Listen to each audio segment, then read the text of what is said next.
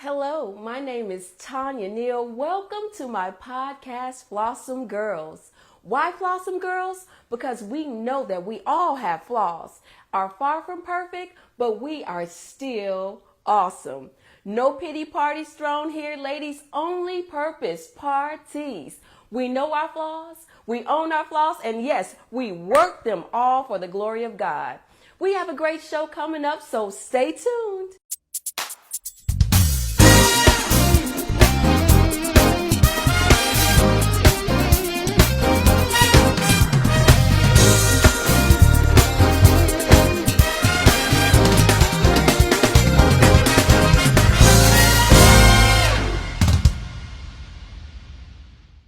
Today, I'm elated to welcome a special guest, Bathsheba. U.S. News calls her the most beguiling character in the Bible. Many call her an adulterer and temptress. Some say she is a woman who seduced King David, caused him to sin, and almost cost him his throne. Let's give it up for Bathsheba. That's some introduction. But thank you for having me.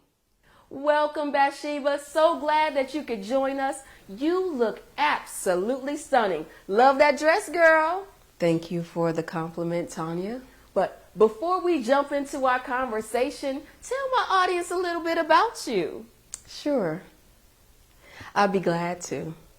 I'm the granddaughter of Ahithophel, daughter of Eliam, wife of Uriah, and I live here in Jerusalem. Now, Bathsheba, didn't you forget someone?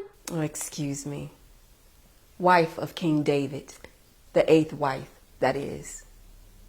Girl, you know that's what I want to talk about. Inquiring minds want to know all about you and David. He was a writer, a poet, a dancer, worshiper. What woman doesn't love a worshiper? Ladies, he was fine.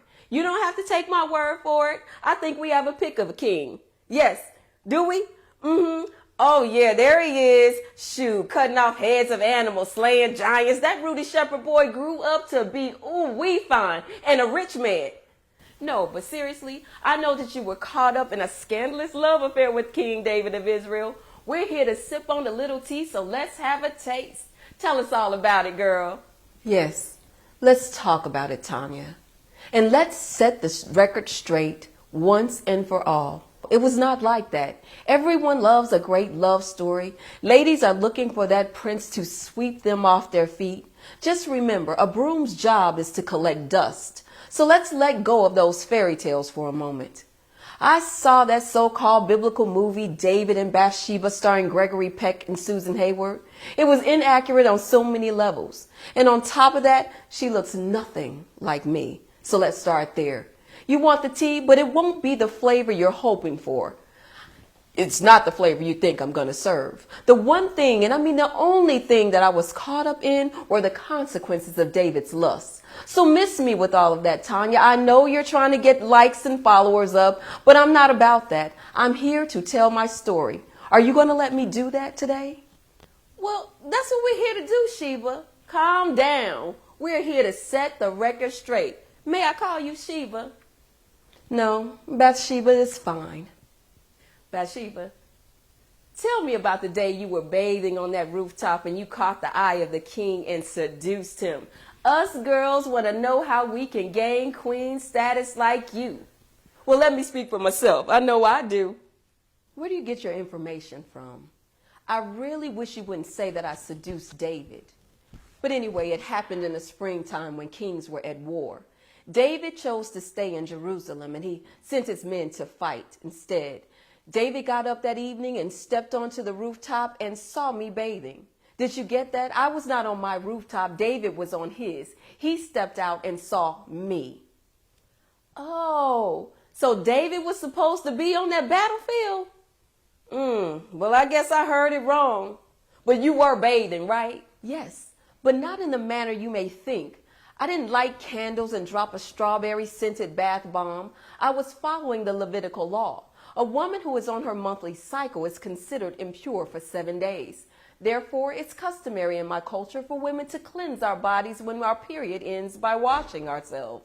or, as you say, bathing. So I was purifying my body according to the law of the land. I stand corrected. So what happened next? Tell us. I heard a knock at the door, and I grabbed what I could to cover myself, and I answered.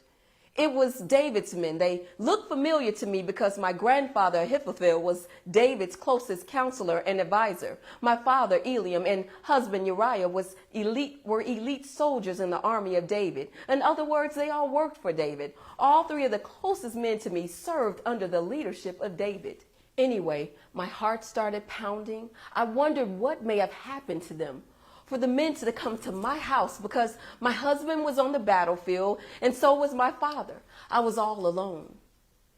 I mean, it happened so fast. They took me from my home and surrendered me to the king. He had sex with me and sent me back home. He discarded me like I was a filthy object. Since they were familiar to you, why didn't you tell the men who you were? Why didn't you tell David? I'm sure they would have listened to you. You know, I was asked that question before. They actually said that I should have said something. They said that David didn't know who I was. I'm going to take you to the word for this one, okay? Turn to 2 Samuel chapter 11, verse 2, so that we can get on the same page here. It says, and from the rooftop he saw a woman bathing, and the woman was very beautiful to behold. So David sent and inquired about a woman. And someone said, is this not Bathsheba, the daughter of Eliam, the wife of Uriah the Hittite? Then David sent messengers and took her, and she came to him, and he lay with her, for she was cleansed from her impurity and returned to her house. So Tanya, what exactly did I need to tell them? Wow. David was told who you were, and he still sent messengers. Messengers, plural. He sent more than one person to get you. Sounds pretty intimidating and scary. I guess they wouldn't have listened to you at all.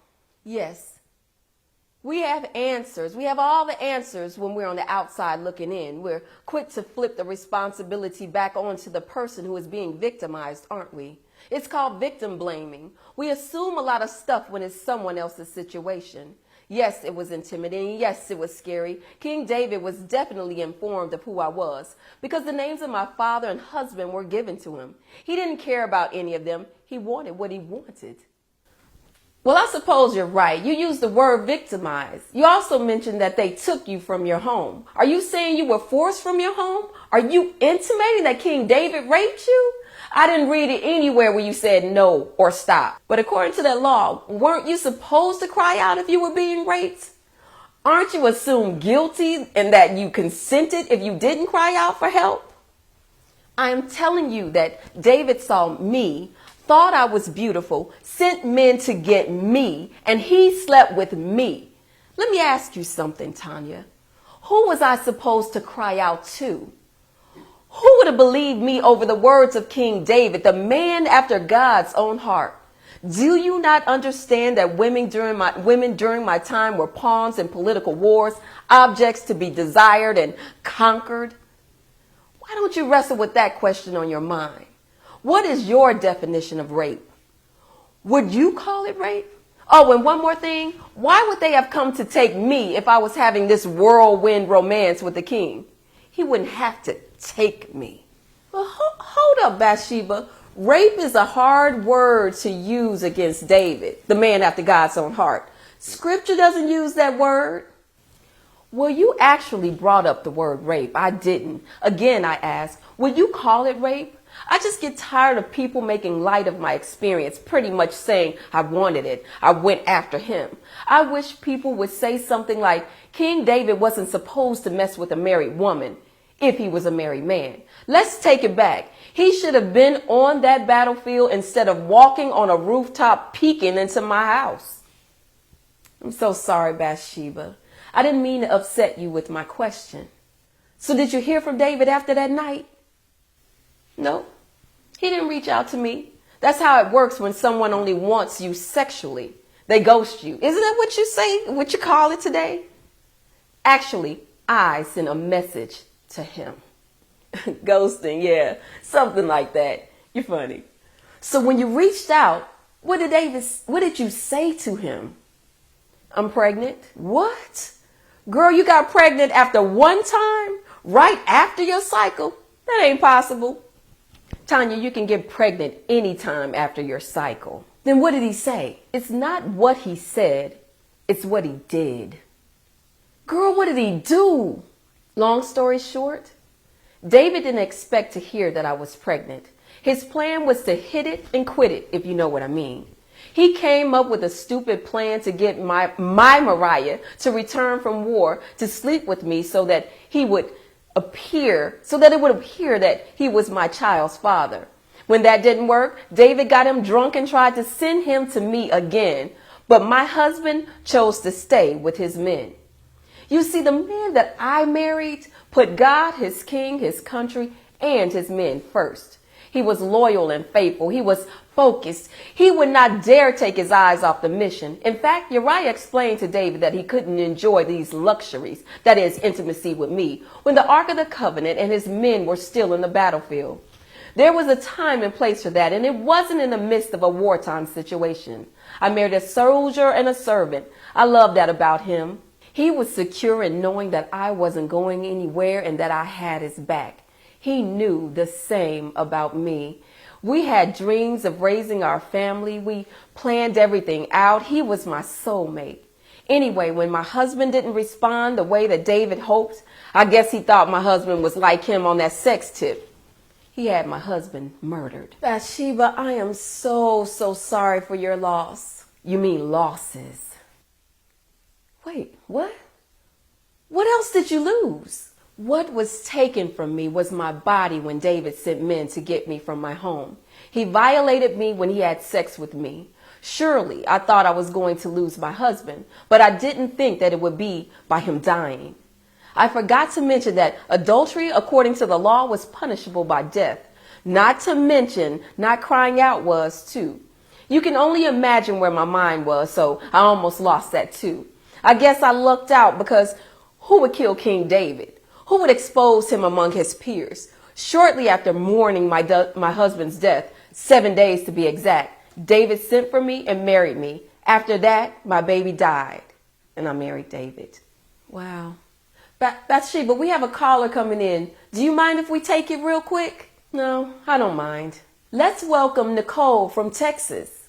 Hi, Nicole. Hi, Tanya. Hi, Bathsheba. My question is for Bathsheba. How is it that you could marry a man who killed your first husband? Who does that? Nicole, thank you for your question. Do you really think I had a choice in the matter? Women didn't get to choose back then. He was the king of Israel. Do you think that I wanted to marry the man who caused so much pain in my life? You're right. Who does that willingly? Because of him, my life changed forever. Because of what he did to me. The sin of one man wrecked my life. Not quite the love story you all thought you were going to hear today, right? I don't believe for one moment he wanted to marry me either. I believe he did it out of obligation. The law says that if a man violates a woman, she shall be his wife and he may not divorce her all his days. The worst feeling in the world is to be with someone who really doesn't want to be with you. Okay, I see a comment on YouTube. Let's check it out. Coach Ty says, Bathsheba was not innocent.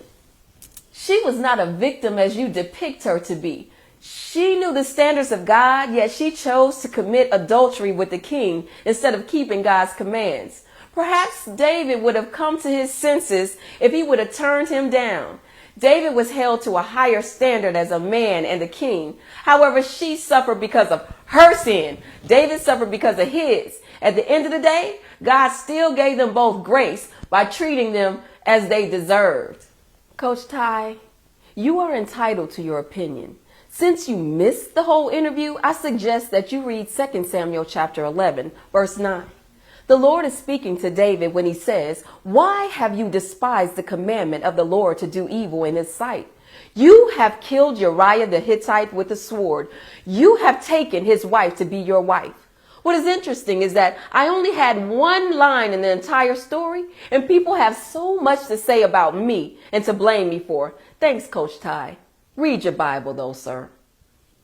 Oh, I will say that God's grace is amazing, and no, I'm no longer a victim. I'm an overcomer, more than an overcomer because of God's grace.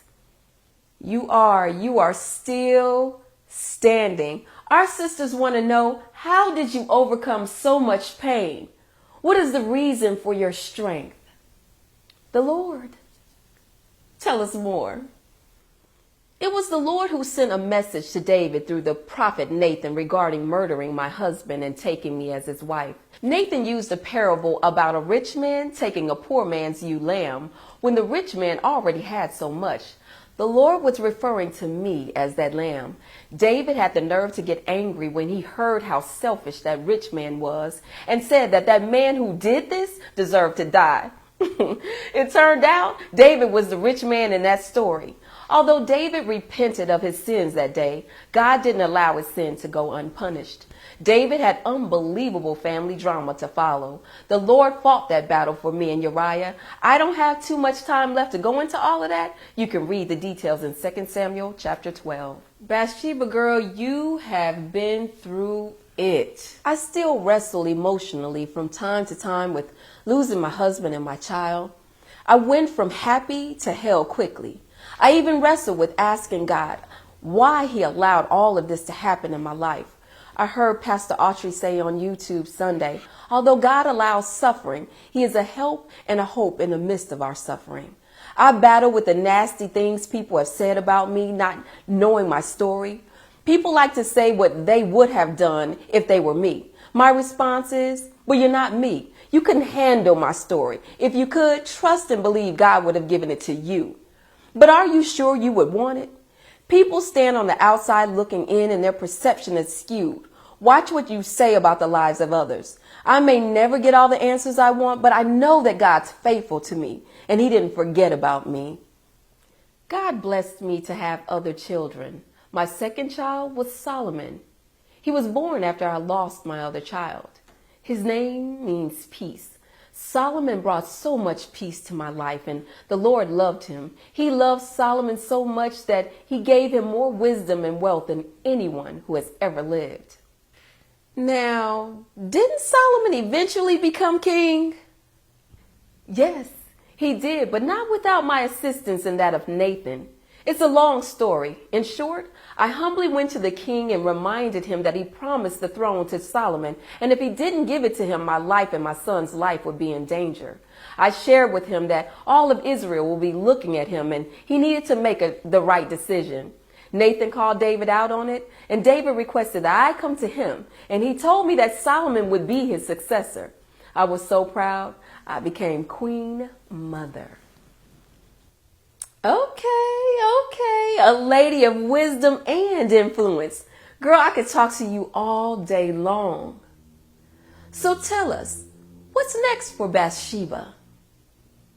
Well, I would just continue doing what I'm doing. I've been taking care of my family and my household. I dibble and dabble in real estate, buying land and planting vineyards. I love importing and exporting merchandise. I enjoy sewing. I especially love fine linen. And I've been making my own clothing too.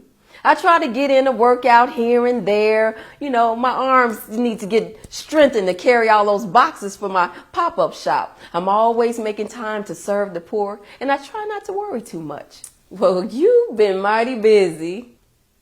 Yeah, I try not to eat the bread of idleness. Bathsheba, you sound a lot like that Proverbs 31 woman. Are you her? Wait a minute. Now that I think about it, in Proverbs, many believe that Solomon authored some of the writings, and scholars also believe that Lemuel is really King Solomon. So that would mean that you're the one sharing wisdom with about women to your son. So are you the Proverbs 31 woman? I'm going to use your line. Inquiring minds want to know, but I'm not telling. One last question. Since my show is called Flawsome Girls, I like to ask all of my guests to be transparent about at least one of their flaws. Only share what you're comfortable sharing. I'm a firm believer that when we share a part of ourselves, we allow others who may be having the same struggles to know that they're not alone. It gives people the opportunity to pray for us, encourage us, and to celebrate our victories with us. It helps people to know that when they encounter different challenges in life, that we're in this together. The goal is not to tear each other down, but to build each other up and support each other along the way. So Bathsheba, what is your flaw?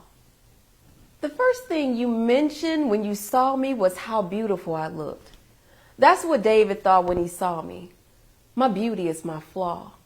For a long time, I believed that my beauty caused David to sin. My beauty is what caused my first child's death, my husband's death, Solomon's decline as a king, Tamar's rape, the death of Amnon and Absalom, my grandfather's death. My beauty is like a blessing and a curse. I know better now, but I must admit those thoughts do come and go. Bathsheba, I get it. As women, we have a tendency to carry weight that was never meant for us to carry. When we've been hurt, we blame ourselves, thinking we could have done something different, should have done something different. Yet we have no control over the actions of others. Absolutely none. It's not your fault. Real talk? I know that, but in my humanness, I have my moments. But I don't stay there. I try my best to live in the present. You know, we either focus too much on the past or we get consumed with the future. We have to learn to breathe and live in the present. I agree. Yesterday is over and tomorrow has problems of its own. That's good. Hey, we need to keep moving forward, right? Is there anything else you'd like to share? Yes. I forgot to tell you that God's plan was greater for me. It's written in the book of Matthew, a record of the genealogy of Jesus Christ, the son of David, the son of Abraham. Abraham was the father of Isaac, Isaac the father of Jacob, Jacob the father of Judah and his brothers, Judah the father of Perez and Zerah, whose mother was Tamar, Perez the father of Hezron, Hezron the father of Ram, Ram the father of Amminadab, Amminadab the father of Nahshon, Nahshon the father of Salmon, Salmon the father of Boaz, whose mother was Rahab, Boaz the father of Obed, whose mother was Ruth, Obed the father of Jesse, and Jesse the father of King David. David was the father of Solomon, whose mother had been Uriah's wife, and Jacob the father of Joseph, the husband of Mary, of whom born Jesus, who is called Christ. God's last kiss on my cheek was calling me Uriah's wife and not David's. God remained faithful to me and my husband. Even more, he allowed me to be part of the lineage of Jesus. God is so gracious and faithful and merciful. God can use any of us. He will take our flaws, mishaps, and mistakes and create a masterpiece. And when we are wronged, he always makes it right for us. Like Pastor Stephanie said Sunday, just trust the process. Your pain can definitely lead you to your purpose. God will always get the glory for my story. Thank you so much for sharing your story with us, Bathsheba. It has been such a pleasure chatting with you. You have truly opened my eyes to the truth. Well, ladies, that's it for Flawsome Girls. You keep on being Flawsome, and I'll see you next time.